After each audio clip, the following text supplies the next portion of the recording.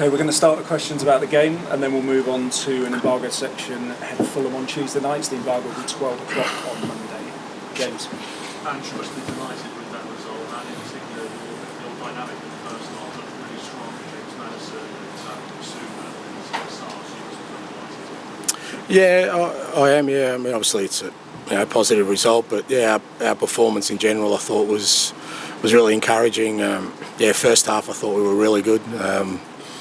We knew that.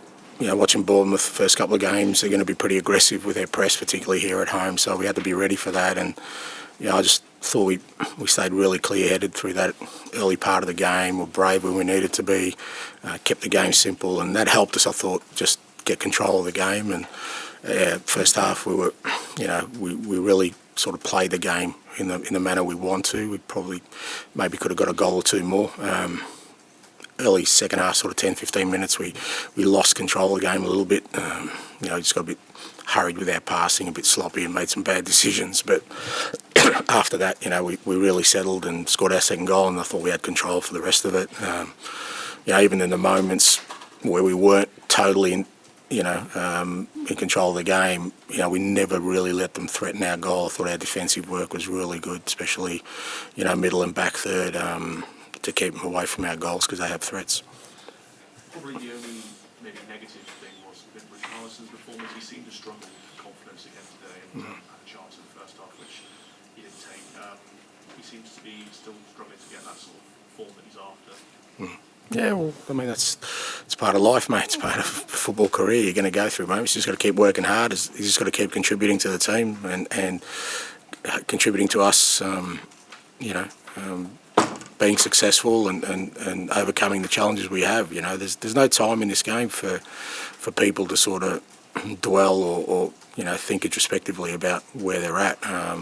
Richie will work through it. He's a good footballer. He'll get his goals, but more important for me is that he keeps sort of contributing to what we do as a team because ultimately, we're not going to get to where we want to on the back of one player or one person scoring goals.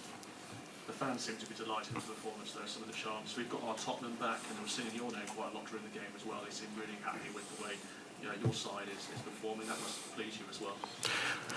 Yeah, it does. They're obviously a key part of this. We need their energy, and I thought they were outstanding again today. And what we've sort of embarked on is not going to be easy, and we've got a hell of a long way to go. But if we've got the people who are most important to this football club, the supporters behind us, that helps, and that's our way of giving back. We work hard during the week to try and give back on the weekend when we play a game of football, and pleased that for the long ride home they're going to have smiles on their face. You mentioned it sort of near the start as well, but the subs seemed to make a big difference in the second half. Started a bit slow, but then they really sort of gave you extra energy as well. Yeah, I thought it was kind of that time of the game where I just felt we just needed some steady hands, and to be fair, Pierre and Ivan are two of our most experienced players, and I thought they did really well when they came on. They just steadied things, and we got confidence from that, and that gave us sort of the platform then to go get our second goal. And I thought we controlled the game really well after that.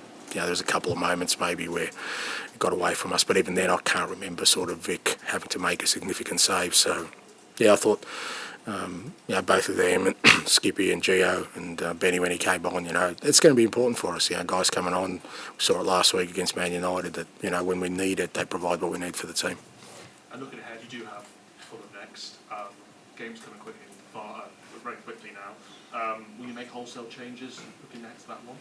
Yeah, we'll make some changes. We've got some guys who, they're really keen to play. They've been working hard at training, and look, the way we play takes a lot out of us. So, it's a short turnaround, and also another game, the following week. So, we'll make some changes, but making changes because we want to win the game. That's why I'm going to make the changes, not because we want to give guys a game. It's like I said, hopefully by making the changes we do, we maintain the intensity and tempo and quality of our game.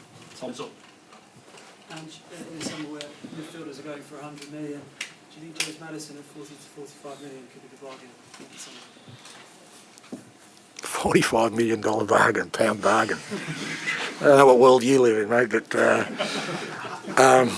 Well, it's all I know what you mean. Relatively so, yeah. I know. What you mean. Look, there wasn't anyone happier than me when we got him. You know, I was delighted. And to be fair, I've even sort of, you know, I wouldn't say surprised, but I'm overjoyed at the footballer I've got. You know, and you know, just the way he's embraced the whole club.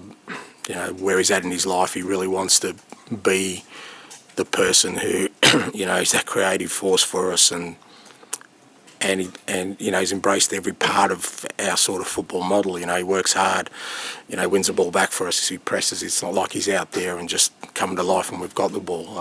But you know, he's had a disrupted week. He only had one session with us, but you know, for him to put on a performance like that is a credit to him. And I think there's more to come. You know, I think, you know, once we get more understanding, he gets more understanding about, you know, with his teammates, particularly the forward players, and they get a better understanding from him. I think, you know, he's going to keep improving, and you know, I'm delighted we've got him. Yeah, if we got him in the bargain bin, mate, whatever you want to call it, that's great for us. It seems like you're the perfect fit, as in he's the kind of player that you like, but you seem the kind of manager that can get the best out of him as well. Yeah, I mean, I think the way we play, more than sort of maybe me personally, I think the way we play definitely suits him, because it, you know, requires us, you know, we want to have the ball, we want to play in the opposition half. It gives guys like him the opportunity to receive ball in areas where, you know, they can do the things that they love to do, you know, and rather than sort of, you know, us limiting the amount of times he gets on the ball, we're trying to get him and the other creative players as much of the ball as possible for them to do the stuff that they love to do. So, you know, I think the way we play certainly suits him. Yeah. Just finally, yesterday's performance and the start of the season, the perfect birthday present ahead of tomorrow. Yeah, no, I'm 58. I mentioned we always put you know, birthday sort of celebrations on hold depending on the result. So I'm sure my wife's scrambling to arrange something there for tomorrow. Yeah, it'll be nice. Obviously, short turnaround to Fulham, so I've still got to go into work tomorrow. But be nice to spend some time with the family, and yeah, another sort of click closer to that 60 mark, mate. So yeah, good. With James, how important is it to get the balance right? Obviously, you have certain structures and what have you, but giving him the freedom to go where he wants, because it looked like he was taking up such a range of positions. Well, they've all got freedom, you know. There's no, you know, we're very structured, but hopefully it doesn't look that way, because, you know, we've got guys. I mean, we had Pedro Porro centre forward at one stage a couple of times today. So, you know, that's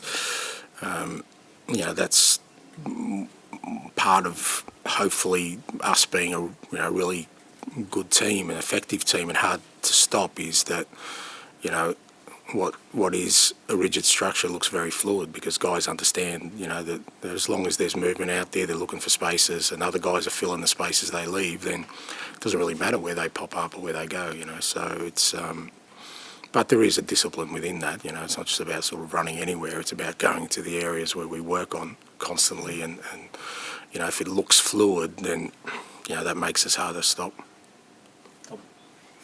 Was there an injury to Destiny? Do you know anything about that? I think he just kicked the ground, from what I understand, and he didn't want to come off, but, you know, at that stage, you know, the kind of rules are at the moment, they go off for 30 seconds, and I just thought, you know, it's better putting Benny on and just keeping us up, you know, keeping the tempo up in the game for us, and but just speaking to him now, he's fine. Okay, so it's just precautionary. Yeah, I think that's what I just said, yeah. I didn't use that word, but yeah. Like, can I also ask about James Maddison? You might not have seen, but like, he was having a drink at one stage during a stoppage of play in the first half, and there was a Bournemouth fan who didn't like that he'd gone down a couple of minutes earlier. He stood up and shouted that you're a cheat to James Maddison, who kind of smiled and pointed to the scoreboard, which said 1-0. What would you have to say about that? Is that slightly ill-advised from him, or? God, you saw all that. Where were you sitting? Right by it. Yeah? You weren't the fan that said it, were you? No. That's fine, mate. It's all a bit of theatre. Come on, let's go. Yeah, just a bit of enjoyment.